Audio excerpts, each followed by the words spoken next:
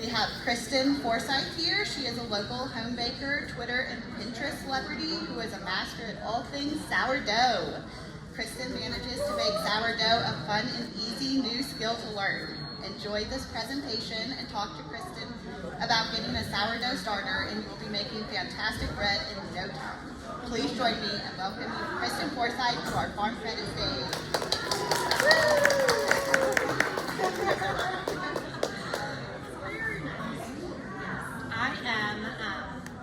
I'm Kristin Forsyth. Let's see, I'm gonna get this better now. Is it good? We're good?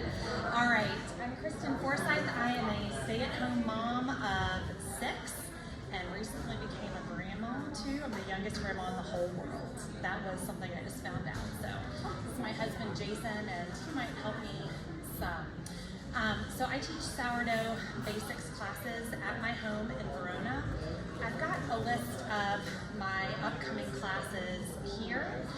So feel free to take a snapshot of that, and if you're interested in attending one, feel free to text me to reserve your spot. But today what we're going to do, we're going to go through, as good as I can, we're going to go through some sourdough history, why you would want to do sourdough as opposed to a traditional yeasted bread, why you would want to make sourdough bread. And then we're going to go over some basic care of starters. In my class in my home, everybody goes home with a starter. We go through the basic care of how to care for a sourdough starter, and then we go through how to bake artisan bread beginning to end. The thing about sourdough is that if you know how to care for a starter, you can make any sort of bread product sourdough. Tortillas, cookies, bread, pizza dough, anything can be sourdough. And all of those things are very simple to do. Again, if you know how to care for a starter. Artisan bread has some tricks. And so in my classes, I teach you guys those tricks. So I started baking with sourdough in 2020, kind of when the sourdough craze hit the nation, when everyone was at home and super bored, and was like, oh, let's do something that's going to take a lot of time to learn and hone in on that skill. I had at that point in time been gluten-free for almost 10 years, and I was watching these sourdough bakers going, oh, that would be really great, but here I am making bread with almond flour. Bread with almond flour does not compare to real bread if you've ever tried to do this. Pizza dough made with almond flour does not compare with real pizza dough ever. So I was watching all of these women bake sourdough, thinking, oh, that would be really cool, but thinking that was not something that was going to be for my family or I, as we were gluten-free. I have an autoimmune disease that I put into remission with food, by eliminating food, by really concentrating on nutrient-dense food. And so, like I said, to me, sourdough was not something in my realm. I started hearing women, especially like Mennonite women, talk about how they couldn't eat traditional gluten foods, but they could eat things without having digestive issues or maybe itchy skin issues, allergic type of issues, that they could eat anything that had been fermented over 24 hours. And it started to make me think, like, what would be the difference? Why would it make a difference? So I started doing some research and decided that it would be an appropriate thing for me to do some experimentation. So the thing about sourdough is that sourdough takes time. Yeasted bread is very quick. Yeast, makes your bread rise in a very quick manner. Sourdough is a very slow process. When you put your hands into bread that has been fermented for days in your refrigerator, you see that it doesn't look anything like traditional yeasted bread. That yeasted bread that's very, very fluffy and like poofy, and sourdough bread doesn't look the same as that. And I actually do a different kind of a fermentation. I do a cold ferment on all of my breads, and I'm going to teach you more about that. So, let's see. So, 2020 we started experimenting with sourdough. I actually baked with it for an entire year before I even tried it. Okay, I'm very, very careful. Like I said, I put an autoimmune disease into remission with food.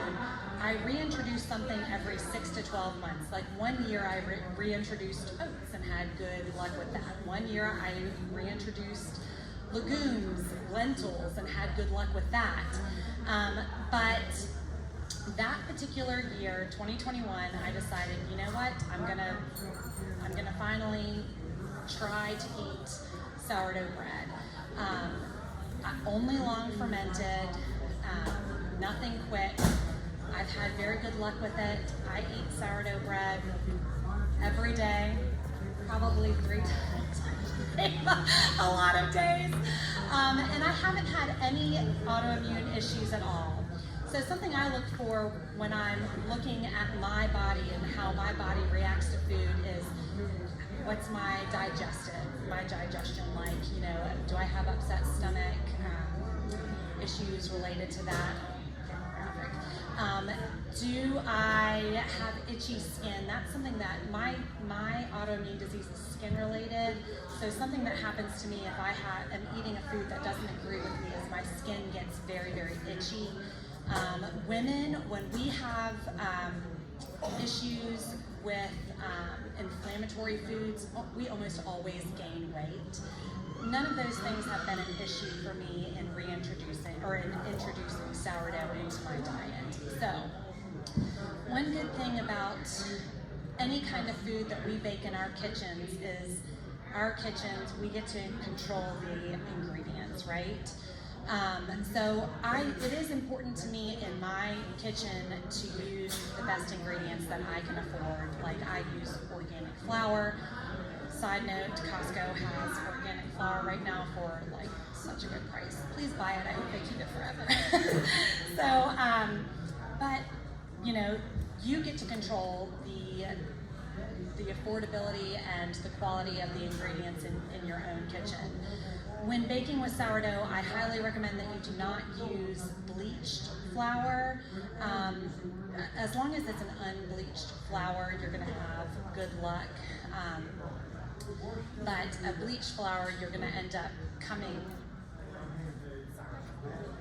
you're going to have an issue with that. It's going to change the pH of your bread, and you don't want to do that. So what makes sourdough easier to digest? The wild yeast and bacteria in a sourdough starter break down some of the carbohydrates and proteins found in the flour. When bread is made with fast-rising yeast, the bacteria don't have time to do any pre-digesting. When you add baker's yeast, that speeds the process of rising the bread, and it doesn't there's no fermentation involved in yeasted bread. The sourdough process also breaks down a carbohydrate found in wheat called fructan. We know that in a large portion of people, it's the fructans in foods that they're sensitive to, actually, as opposed to the gluten. This wouldn't be necessarily the case if you have an actual celiac diagnosis, but most people who are sensitive to gluten do not have that actual diagnosis. So again, it's outside of that realm. So when you limit foods containing gluten, you also limit the exposure to fructans, which will help symptoms in those people who are sensitive to gluten, okay? All right, let's see. We're gonna go through, there's me. There's my family. Me with bread. I bake sourdough bread. I do a double batch almost every other day in my house. We eat about 1 loaf a day. Did I already say I have 6 children? Yes, there's lots of people in my house. We eat a lot of bread. My sourdough bread recipe, you can see that there's holes, but it doesn't have the humongous holes. My recipe is developed to have a tighter crumb, basically so you can smother it with butter, am I right? Because what is sourdough bread without that? How can you come across a starter? So a starter is wild yeast and bacteria, okay? Kind of like how we were just talking to the milk guy out there. There are certain bacteria that are actually very good for our digestive system, okay?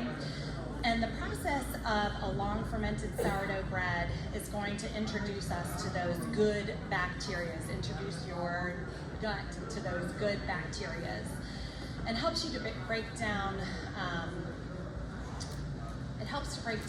the bread actually before even you start eating it, okay? It's much easier to digest than a yeasted bread.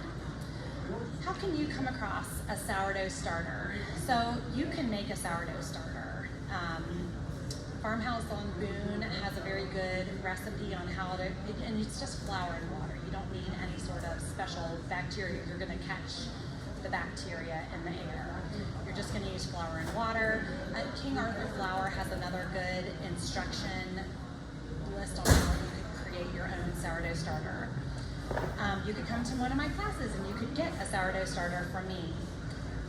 You could also acquire one from a friend, which if I'm being honest, you probably have a friend who has a sourdough starter and they would be like, yeah, come bring a jar and come and get some. Like, I want to give you some of this. It's beneficial to have a starter that has been active for a while and in use for a while. A new starter, you're not going to get as great of a rise. It's going to take a longer time of kind of priming it and feeding it every day and really getting it nice and active before you're going to have a really great spring and rise on your bread. Now it's going to be good right away for things like tortillas and cookies and things of that nature, crackers, things of that nature. But bread, it takes a while. So whenever I see a friend trying to make a sourdough starter, I'm like, stop, don't, why, no, just come and get one. It's gonna take you such a long time to do. Feeding a sourdough starter is extremely important. Let's talk about how to do that. When you feed your sourdough starter, I'm gonna be kind of careful here. I'm gonna have my husband, and I'm gonna try to be really loud. Actually, I'm a really loud person. If you can't tell, I don't know if you can tell, but I am a loud person. I'm going to show you how I feed a starter. So this is a starter that I fed this morning and it's very active. You can see that it's nice and active. You see all the bubbles on the side. If you look at it from the top, which it's hard to do. If you were at one of my classes, we'd be passing it around right now, but it might be kind of weird here, I don't know. If you look at it from the top, it's nice and pillowy on the top and has lots of bubbles and holes on the top too. And then a third way to tell that your starter is nice and active is that you can pour it in some water and it will float on the top of your water. So that's a nice indication that yes, this is an active starter. Active starter is what you want to use to make bread, to make pizza dough, things like that you want a spring to, okay? When you feed your starter, I think that this is where a lot of people get it wrong. You don't need very much. You just need a very, very small amount. So I like to feed my starters into wide mouth mason jars because I'm a homesteader. So that's like the vessel that we all have, right?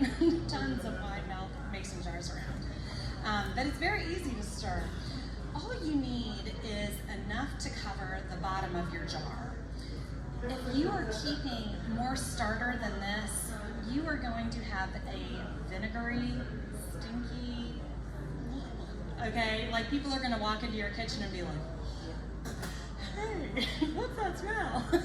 And it's off-putting. And honestly, you're not gonna get as nice of a rise from your bread if you are keeping too much starter, okay? So one of the biggest pitfalls that I find, you're keeping too much starter. So when I I feed a starter, I cover the bottom of my mason jar, okay, with starter. Some people will say, feed it. Now, you'll hear about, opinions are like buttholes, right? Everybody has one, sorry. We needed a little bit of a laugh. All right, we all have opinions.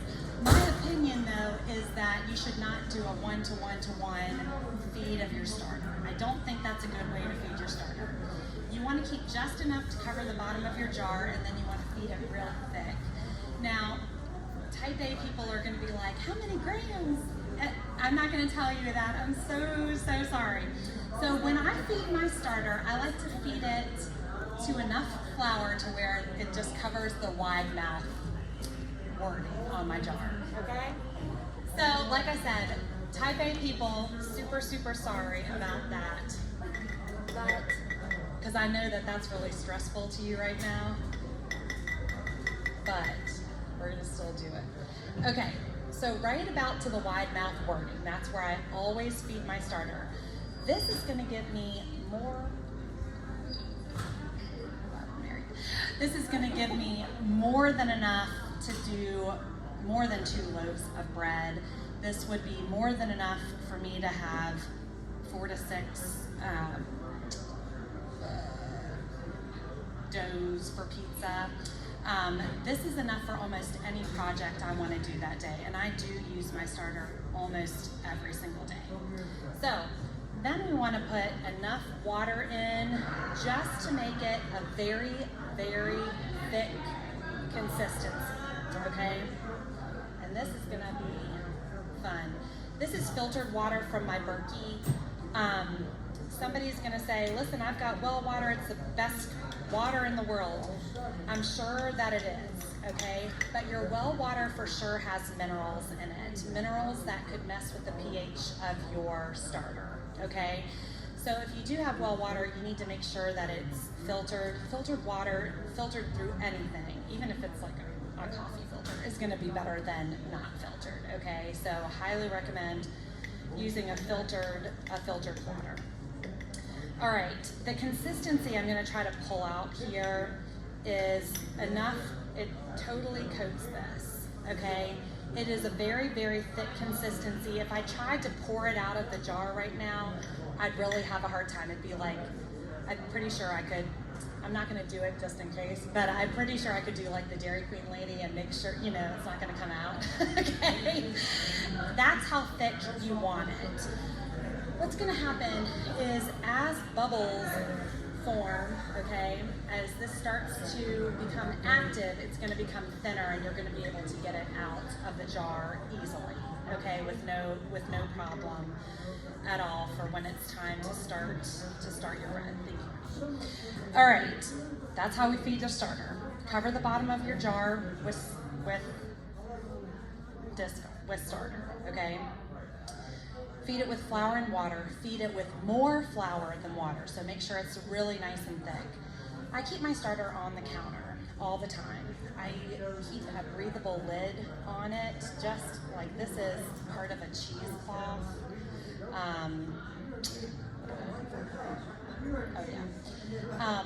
So yeah, there's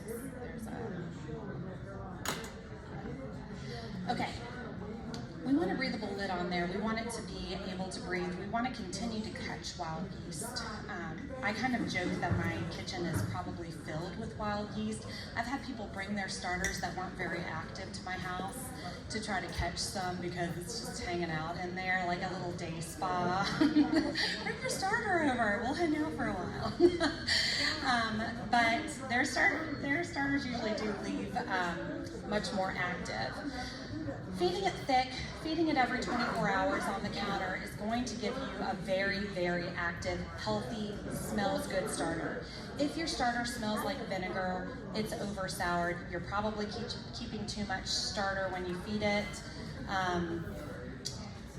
No, not good. Your starter should smell like wet bread, okay? It really should smell good. You can come and sniff my starters here in a little bit. It's totally fun, not weird at all, totally cool. Come and sniff them. They smell very good. They smell like wet bread. They smell good. And they smell good even 24 hours later when it's time to feed again. When it's time to feed your starter again, if you haven't used all of your starter to where you get down to where it's just covering the bottom of your jar, you will have what is now called discard, okay? Again, we don't want to keep it in the jar. That's too much. What do you do with it? Don't throw it away. First of all, if you have chickens, you can make a little chicken pancake. My chickens love that. It's filled with good bacteria, good yeast for them, a great treat for chickens. I actually love to just keep my discard. I keep it in the fridge. I put a hard lid on it. First of all, it's always backup starter for me. If something happens to my starter on the counter, I could always pull my discard from the fridge, feed it just like we just fed this starter, and after a couple of days of nice feeds, we would have a real active, bubbly starter. Again, no problem at all. Discard is actually used in lots of recipes. If you do a quick search, you could find recipes for discard crackers, discard cookies, discard so many things. It's wonderful to use in recipes, so don't discard it, keep it. Some people wonder if discard will make, if it's gonna ferment. Yes. So, for instance, this is discard cracker dough. I actually made it, what is today? I made it 8 days ago, okay? So it smells really good too. It just smells like wet bread, not super stinky or anything like that. It's 2 cups of starter, well, discard. So inactive starter, discard. 2 cups of discard, 2 cups of flour, a teaspoon of salt, and a couple of tablespoons of olive oil makes discard crackers.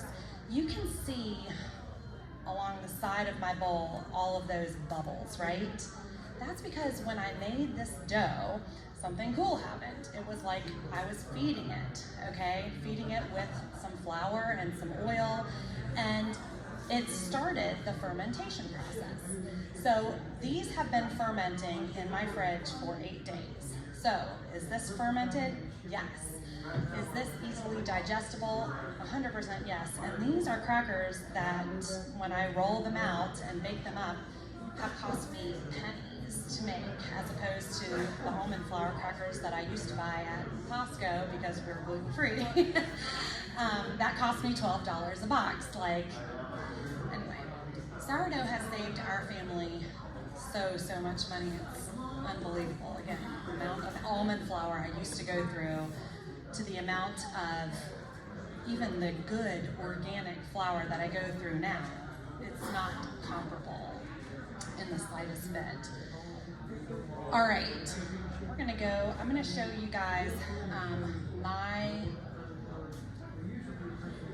this is my personal bread recipe. And feel free to snapshot that if you want to. I know if you might need to come closer, that's totally cool. We're all friends here. Okay, I wish that today we could go through artisan bread. Artisan bread is the one thing that there are tricks to, okay, when it comes to sourdough. Like I said, you can make anything sourdough. It's very simple to bake with sourdough. Artisan bread, there are some tricks too that you can't even write down because unless you've seen what it looks like to do certain things, it doesn't make sense at all. I will tell you this, I have an Instagram account. My Instagram is at blessed, BLESSED, the number 1, indeed 8. Does anyone want to check that for me? I love you for that. Is that right? Okay, I love you. Thank you. That is right. My Instagram is actually very helpful. I have highlights on there, and I go through all the steps of how I make sourdough bread. I give you lots of helpful hints about seeing that your starter is active. I give lots of helpful hints, just about all kinds of things about sourdough. It's pretty much a sourdough page with my name on it. So, all right, this is my sourdough recipe. There are 2 ways to long ferment bread. One is going to give you a very sour product in the end, and it would be a warm ferment, okay? In a warm ferment, you would allow your bread to rise on the counter once, okay, for close to 24 hours. You would then put them into something like a Banneton basket or a bowl, okay, and allow them to rise a second time in the refrigerator. In the end, that's going to give you a very sour tasting product. I told you already, I have a lot of children. Children do not enjoy sour things. That is something I found out very quickly when I started making sourdough bread. So while adults are like, ooh, wow, that is tangy and neat and exciting, children are like, oh, so sour, really weird bread. Okay. Okay, so there's a couple of reasons why my recipe is not a warm ferment. It is a cold ferment. I also think that a cold ferment is going to give you a product that is very fermented, and it is long fermented, it is easy to digest, but it doesn't taste as sour as a warm ferment does. So that's number one of why I cold ferment everything. The second thing about a cold fermentation is that it is very hard to overproof. On the counter with a warm ferment, it's very easy to overproof your bread. And if you've ever overproofed sourdough bread, you'll know it you'll see all kinds of big bubbles on the top after your first fermentation.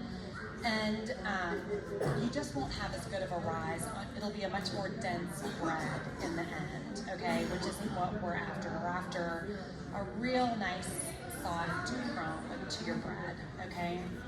That doesn't weigh like 20 pounds when you drop it, okay? We want it to, anyway. So a cold ferment gives you this long period of time in which you could bake your bread. So what happens when I make bread is I will take my active starter, water, flour, and salt. Please do not ever forget your salt in your bread because no one will eat it. I know that for sure. My husband's like, she do that sometimes. Everybody does. Anyway, but you'll be sad and no amount of butter will ever correct that mistake that you made. I know that from experience also.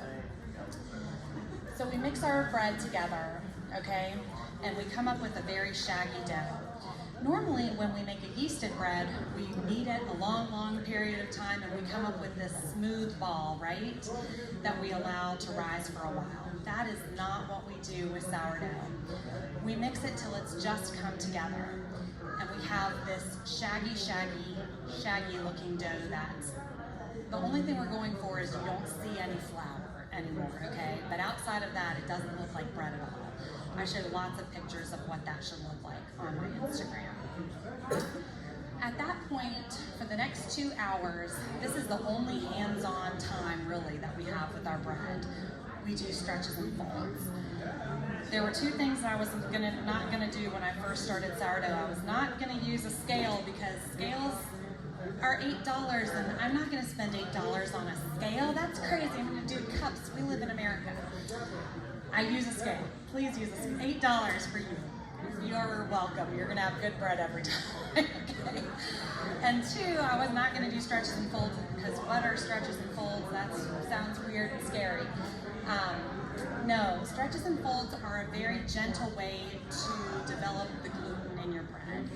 And by the end of those 2 hours, every 30 minutes we do the stretches and folds, which is literally looks like this. You take your dough, you come from the back, you pull it up, you fold it over. You rotate it at a quarter turn. You come from the back, you pull it up, you fold it over. Like it's that easy, it's that simple, okay? Not scary. At the end of those 2 hours, we have a very smooth, elasticy dough. Then we put a hard lid on it, and it goes in the fridge for 48 to 72 hours. We don't touch it during that period of time. That is when we're allowing the starter to do its job, to start that fermentation process with our bread, okay? At the end, somewhere in that 48 to 72 hour range, we're going to take our bread out. I always double this. There's too many people in my house for me to make one loaf of bread. I ain't got time for that. So 2 loaves of bread it is. I take my bread out, I split it into 2, and I put them either into Banneton baskets or bowls. I do not think you need a lot of special equipment to make sourdough bread, okay? I think you need a scale. $8 for you on Amazon. I promise you need this. And then I think you need some sort of a scoring device, and we'll talk about that in a second too. But bowls work to me just as, I don't think that you have to go buy Banneton baskets. If you're like, listen, if I'm making sourdough, I'm making bougie bread, okay, I'm doing this thing, go buy Banneton baskets. But I don't think that that's a necessary investment for you. So we're gonna put them into bowls or baskets, and then we're gonna put a tight seal on them. I just put them into Ziploc bags, or I have been known to use a trash bag and stick them in, not Febreze scented trash bags, please. No one wants lavender scented artisan bread. Not for you, thank you to it. Okay, so back into the fridge for another 10 to 12-ish hours, okay? And then we're gonna pull it out and bake it. They are in the fridge all this time. The rise in my bread comes from 2 things. Number 1, that we're using a super active starter when we mix our bread together, okay? Lots of bubbles, super pillowy on top, will float on water, okay? These are 3 good signs our starter's ready to go. The second thing is this. It's going from this cold environment, so cold in the fridge, to a screaming hot 475 degree oven, okay? That's what's giving us that spring on the bread. And sometimes you're gonna pull your bread out and it's gonna kind of look floppy and like, okay? And you're like, this doesn't look right to me. No, proceed, you're good, you're fine. The rise is gonna come from your active starter and from going from cold to hot. The cold, pulling it from the fridge right before it goes into the oven, is also going to give you the opportunity to create a really nice score on your bread. Okay, you are not going to get a razor blade into your bread if it's had a warm rise recently. Okay, if you've let it come up to room temperature at all, you're going to pull it and it's going to look wickety wackety, not pretty, okay? So, really, sorry. Oh, I think I know why. It's fine. So, having it really cold is gonna give you that opportunity. So, really all you need is a razor blade to score your bread. Can you use a knife? No, it's not gonna work. Now, I guess it would work to do the deeper score, but you're still gonna drag through your bread and it's just not gonna be as pretty. So there's 2 different kinds of scoring for sourdough bread. One is a shallow score that is only decorative, okay? And you can see that in kind of like the leaf. I am not an artist, okay? So every time I look at my bread, I'm like, good enough. Fine, looks fine. But then there's a deeper score, which you can see in this. So this is like a slash here. In this one, you have to take it out. In this one, I've done more like a hot cross buns type of a score where it's all good. It's all good. We're fine. I've done more of like a hot cross bun. So there's 2 different. When you do that deeper score, that's the important score. The decorative score, that's nice, that's pretty, that's fine. The deeper score is very important. If you don't do that deeper score, what's going to happen is there's air trapped in your bread, right? And so if you don't do that deeper score, air is going to find its way out of there, and it's basically going to find the weakest point in the bread and kind of do, some sort of an explosion somewhere in the bread. Normally it's actually on a side where it kind of creates an opening and lets air out over there. So the deeper score is important. There's two classic looks for sourdough bread. One would be the ear mark, okay? You would get an ear by doing more like of a crescent shape in your bread in that deeper score. That's going to lend itself to kind of come up as an ear. When I'm making bread for sandwiches and things of that nature. When you're cutting slices and sandwiches and you've got that ear mark, I don't like that look. So I always do a straight score across, which is also a classic look for sourdough, which is just that opening. Do you see what I mean there, where it's just opened at the top? I much prefer the look of the slices of that bread. So personally, I go across, whether it's one across or, again, in that kind of a classic hot cross buns type of a shape. You can make any recipe long fermented, okay? So let me explain that. You will find a lot of recipes that say, now mix your crackers together and then bake them. Again, I'm after something that has been fermented, okay? Raw flour that's just been mixed with my starter is absolutely not fermented, okay? So I want to give it time. Again, these crackers have been fermenting for 8 days. I give everything at least 3 days. So I kind of disregard whatever they say after it's mixed this together. I put a lid on it, I stick it in my fridge for at least 3 days. Tortillas, crackers, they really do well with a 7 to 10 day fermentation, so I'll just make them up way in advance and just keep them in my fridge. And then when we want to have tacos, I'll pull it out. We have tortillas. So it's kind of good for meal prep when I haven't really meal prepped. How about that? So like something I can just pull out and do. Pancakes. I get to the point in the recipe, any recipe that says, and then mix this together. When it's all mixed together, I stop there. I put a lid on it. I stick it in my fridge, 3 days. That is how I do every recipe that I try, every one. And it always works for me. So I pause everything, put it in the fridge for that slow ferment, pull it back out 3 days later, at least, and we have pancakes, or we have crackers, or we have pizza dough, or whatever it may be. So that's how I do a long ferment on everything. And again, I kind of just use the fridge as my friend. It slows everything down. I don't have to babysit that to make sure it's not over fermenting or over proofing in the case of bread. It's fine. It's good to go. Let's see, what else do we want to do today? What else?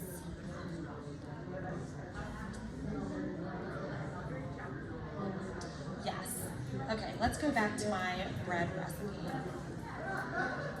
Okay, this recipe calls to be baked in a Dutch oven, okay? Do I have a special Dutch oven? No, I have a Rachel Ray Dutch oven that's 18 years old. It works great, okay? It is not special at all. It isn't fancy. It's not a Le Creuset. Dutch ovens used to be pricey. I think when we bought mine, it felt like it was pricey anyway. Dutch ovens now are more like, are closer to the $50 range, and I do think that it's a helpful, nice tool to have in your kitchen. Not necessary though. You can absolutely make this bread into loaf bread if you're like, listen, my kids, they only eat peanut butter and jelly. I got to have the sandwich bread, okay? No problem, you can totally make this into sandwich bread. So everything is all the same until it's time to put the bread into vanity baskets or bowls. And at that point in time, instead of Banneton baskets or bowls, we're going to put them into a greased, your loaves into greased loaf pans. I do think that this is nice to let it rise on the counter at this point because it's not going to take as long, okay? Your loaf bread isn't going to go into as hot of an oven, it can't. It'll burn right away and it won't cook through. Your loaf bread needs to be baked at about 375 for about 40 minutes. So a lower cook time and not as long either. So 375, about 40 minutes. On the counter, when they rise, about as high as it gets on the counter is about as high as it's gonna ever get, okay? It's not gonna rise a ton more in the oven is what I'm trying to say. So if I'm letting it rise on the counter, I just watch to see where I like the look of the loaf. And as soon as I do, I like about this high over the side of the loaf pan. As soon as it looks like that, then I bake them 375 for 40 minutes. So I know something else. So again, I'm not interested in unfermented gluten flour. So what do I do after I have that? After that initial mix of my bread, I never reintroduce glutinous flour, all-purpose flour, wheat flour, none of that. Okay. After that, I use cassava flour, Cassava, it looks like a white flour. It kind of looks like a tapioca flour or arrowroot if you've ever seen that, but not quite as fine. I find that that's a really good flour to flour surfaces, or if my hands need to be floured, or to flour my bread when I do the sporing also, or tea towels when I'm putting them into bowls or baskets. I use cassava flour for all of that. Another good alternative if you want to avoid reintroduction of glutinous flour would be a rice flour. So cassava flour and rice flour, those are good options if that is a concern of yours. If you're like, listen, all the gluten, I'll purpose it up, no problem. Just, I'm just saying if that's a concern of yours, those are good alternatives to use. Another thing is that if you are thinking, listen, we only use whole grains in our house. I've got a grain mill. I only want to do einkorn bread or kamut or any sort of whole grain bread. I would say yes, you can absolutely do that. But I would highly recommend if you're new to sourdough to start with this recipe.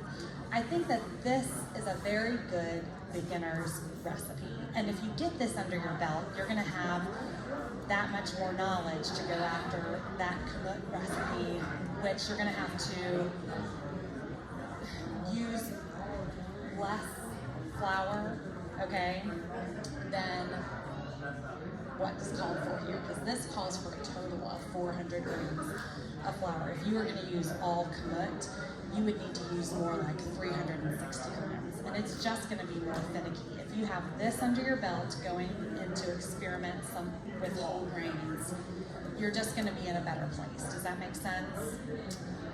Yes. Yes, 100%. And this is such a small amount of whole wheat. I will tell you, I have experimented with this a lot, and I've used a lot more whole wheat in this recipe, and it works very well. I have friends who always do half and half whole wheat and all-purpose and have really great luck with that. So I can tell you that also. But yeah, sprouted whole wheat would be a great option, and you could just slide that right in for that, for sure. Does anybody else have any questions? Yes. What about well-water? Yes, so I would say that if you have well water, that it does need to go through a filter first, just because your well water is sure to have minerals in it, which are fine for drinking, but when it comes to your starter, it could definitely, Right. When it comes to the fermentation, it could definitely not mess with the pH of your bread in general. So I would say it needs to go through some sort, even if it's like a fridge filter or something like that. But any sort of filter.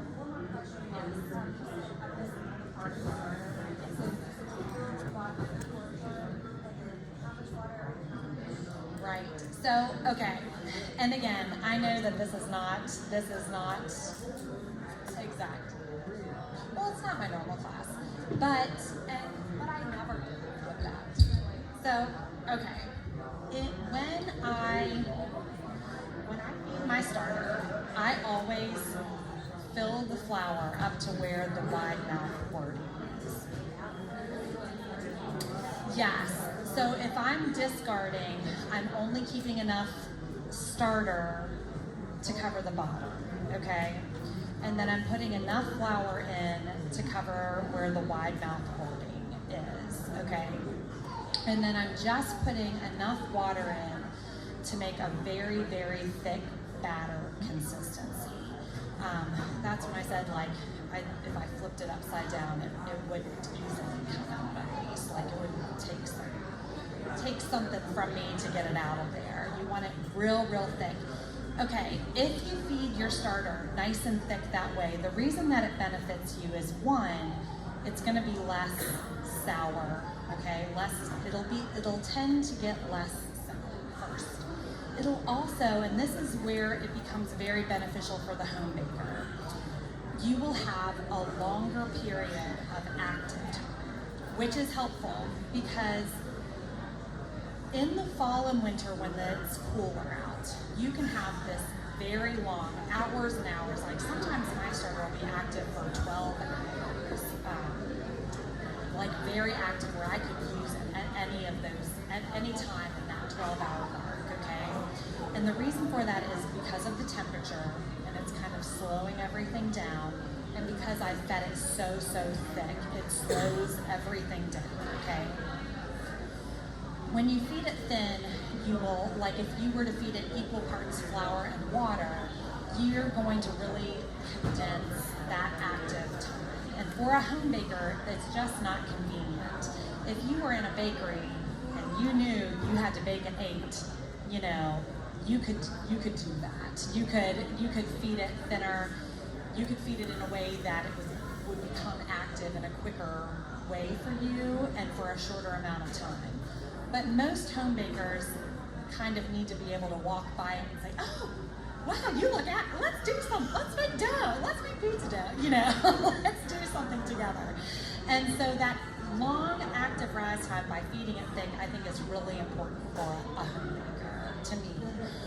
Also, in the spring and summer, because of, like, in my kitchen is 1 billion degrees in the spring and summer. I am canning, there are things happening in there. It's hot anyway, it's more humid, and nature's working against you with your sourdough during that time anyway, okay, with the heat and humidity, lowering that active rise time. So in the spring and in the winter time where I get that maybe 12 hours of rise time, active time, in the spring and summer, it might be way less and even thick to 5 or 6 hours, maybe even less than that.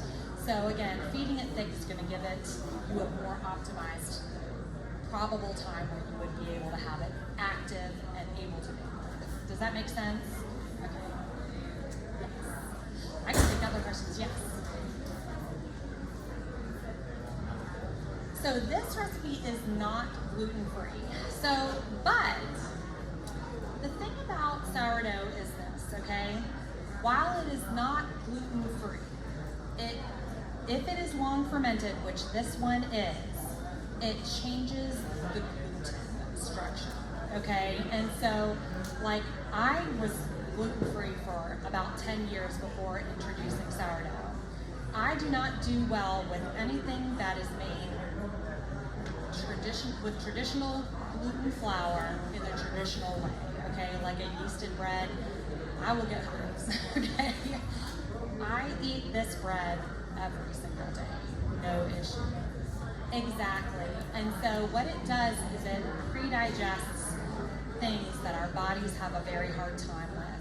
So while yeast has done nice things for store-bought bread and for bakers to be able to get a product that's quickly able to be used, it has done us a disservice, right? Because you will talk in any of our friends group, we have friends who have a hard time with gluten, right? Again, I'm one of them. But this changes the structure. It processes the lectins and other enzymes that we have issues digesting, and it does that for us, the fermentation process. So again, this particular recipe, being long fermented, if you have issues with gluten, this is going to give you a really good odds that you might have an easier time with that. Does that make sense? Okay, good.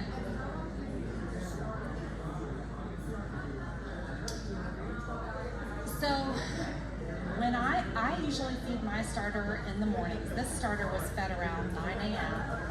and it was definitely ready to bake with at 3 for sure. I think it probably was was ready to bake with around 1:30 actually, but it still would be applicable. I could bake with it for sure now.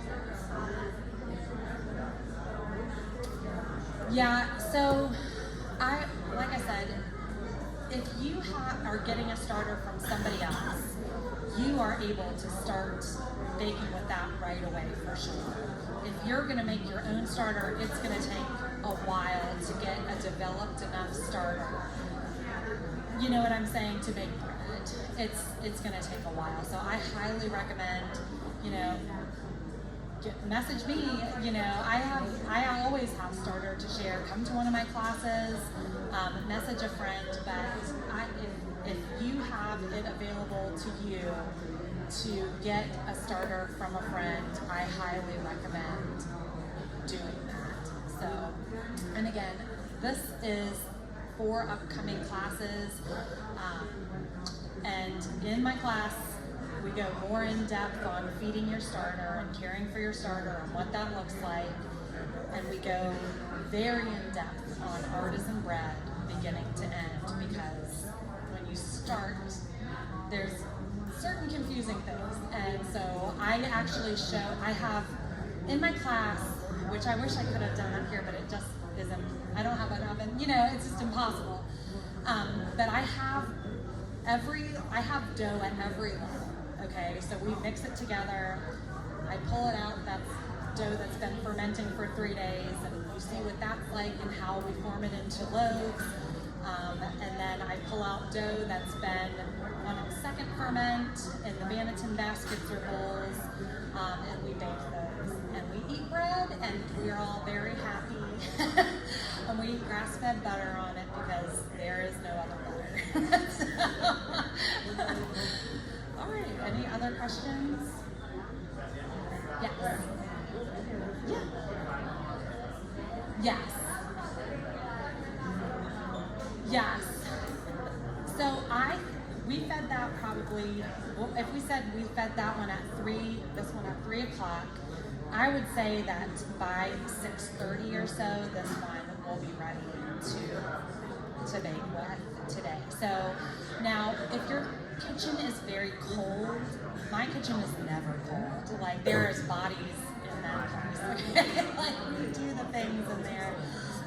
It's always very warm, and so my kitchen might just be a more optimum. Do you know what I'm saying? If your kitchen is very cold, it could be a longer period of time. So, yeah.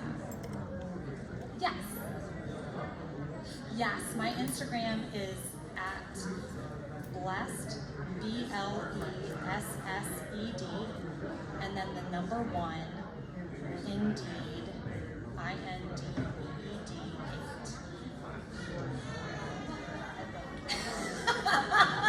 Okay. Every time I say that. But like I said, I do have really great highlights on there where I've tried to really hone in on the most, like what people have the most questions about.